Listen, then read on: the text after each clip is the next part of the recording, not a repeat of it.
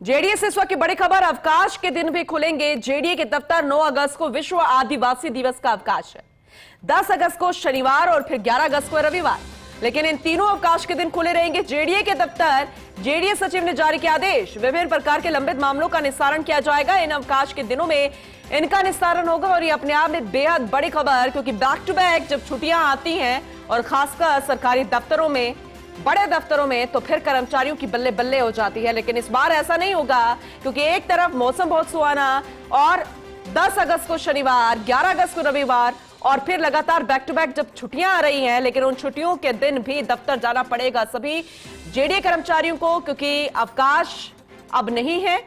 JDA के दफ्तर खुले रहेंगे। जेडीए सचिव ने इसे लेकर आदेश जारी कर दिया है। एसोसिएट एडिटर अभिषेक श्रीवास्तव हमारे साथ जुड़ चुके हैं, ज्यादा जानकारी उनसे लेंगे। अभिषेक, क्योंकि ये भी अपने आप में बेहद अनोखा और खास है कि कर्मचारी जो कि इंतजार करते हैं छुट्टियों का, जब बैक टू बैक छुट्टियां आएंगी, लेकिन अब भी उन्हें दफ्तरों में जाना पड़ेगा, पेंडिंग कामों को पूरा करना पड़ेगा। कितना ये अहम हो जाता है अगर देखा जाए जेडीए के हिसाब से? बिल्कुल पूनम, जेडीए आयुक्त ने कल रिव्यू मीटिंग ली थी, जो हर हफ्ते वो मीटिंग लेती है मंगलवार को। कल उन्होंने मीटिंग ली थी। उस मीटिंग के बाद ये तय किया गया कि जो लगातार ये 3 अवकाश है, 9, 10 और 11 को, इस दिन भी जेडीए के दफ्तर खोले जाए, क्योंकि जेडीए प्रशासन का ये मानना है कि राजस्थान सफर, जो डीटीएस है, डॉक्यूमेंट ट्रैकिंग सिस्टम, मानवाधिकार, लोकायुक्त, विधानसभा प्रश्न, स्प्रिंग लेटर, लंबित न्यायिक प्रकरण, भूमि चिन्हीकरण, आवंटन के प्रस्ताव आदि के निस्तारण आदि के कई मामले लंबे समय से लंबित हैं और इनके निस्तारण की जल्द आवश्यकता है। इसी वजह से इन 3 दिनों में अवकाश खोले जाने का आदेश जारी किया है।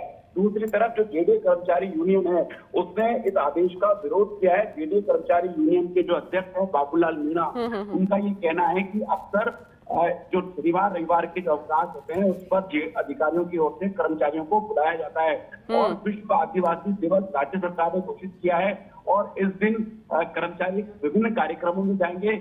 लेकिन विरोध तो हो रहा है, क्योंकि उनका हक है, जब उनको छुट्टी मिलती है तो उस वक्त भी उन्हें ऑफिस आना पड़ता है। लेकिन अभिषेक, जरा ये भी समझाइए कि कितनी पेंडिंग फाइल्स पड़ी हैं, काम कितना पड़ा है जिसका निस्तारण होने की दरकार है, और अगर समय पर हो गया होता तो फिर छुट्टी के दिन भी ऑफिस आने की जरूरत कहां पड़ती?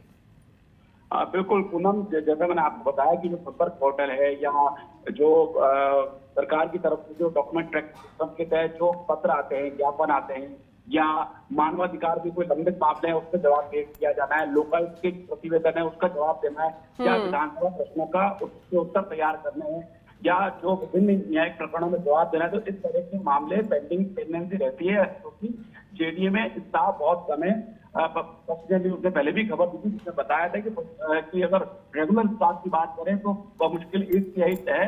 हालांकि रिटायर्ड कर्मचारी वापस लगाए गए हैं, लेकिन उसके बावजूद भी स्टाफ कम है तो पेंडेंसी रहती है।